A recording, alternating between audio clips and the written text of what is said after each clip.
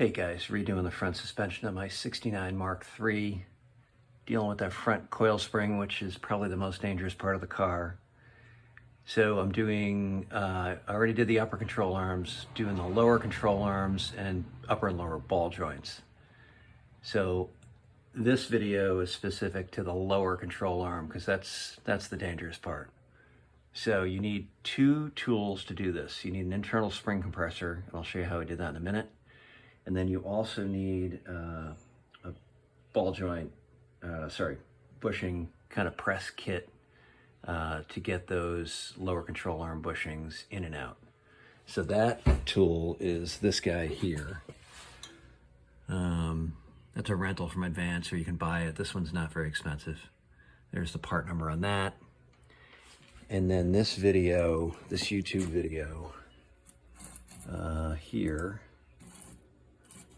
that one there is virtually identical to the Mark III with the exception of the ball joint, which on the Marks is riveted. In this video, it's not. So this video is great, step by step. The only thing I didn't like was the way he kind of took care of the spring compression. And so I did that a little differently following another video. So follow that. That'll be step by step for the bushings and for the ball joint. And the way I did the spring was an internal spring compressor, which is, sorry, I walked right by that, which is that guy. So that's internal. And then I found another guy who came up with a way to do this, which I think is pretty safe, as safe as it can be. And that is just doing that from up top. So there's two arms to this spring compressor. So just remove the shock, drop that down through the hole, and you're not going to be using those two top arms. I didn't love that part because you're putting all the load on the 2 versus the 4.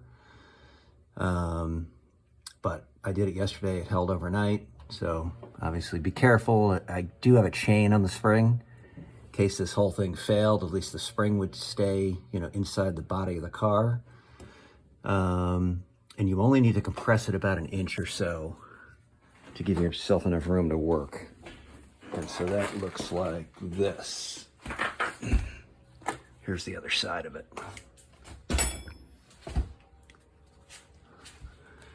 So you can see the threads kind of right. It's hard to get that.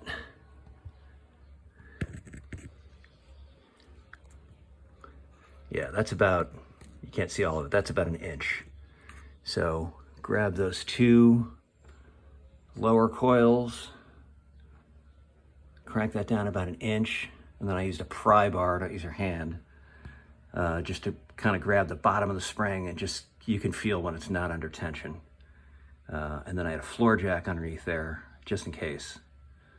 And that was it. So that made that part of it pretty easy. And then going back in, I tried doing the ball joint end first, and then lining up the control arm bushing end.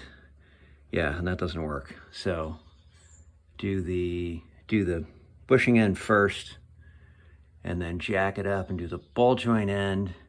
And then I had to stick a pry bar right through the center of the spring because it didn't quite line up with the perch, just to kind of pry it over as I was jacking. And that did it. So it's a lot of work. This is kind of hard labor. I'm using every tool in the arsenal, but cost-wise for parts, it's really not all that much. So I'm doing upper and lower ball joints, control arm bushings, and I'll do internet or tie rod ends. Car's got low mileage, but I think I'll just do it anyway. And then there's, I forget what this is called, some kind of track bar or something. So bushings on each end, and I'll do that. And then I'm gonna do the same in the rear end. So anyway, hopefully this helps if you're doing front end work.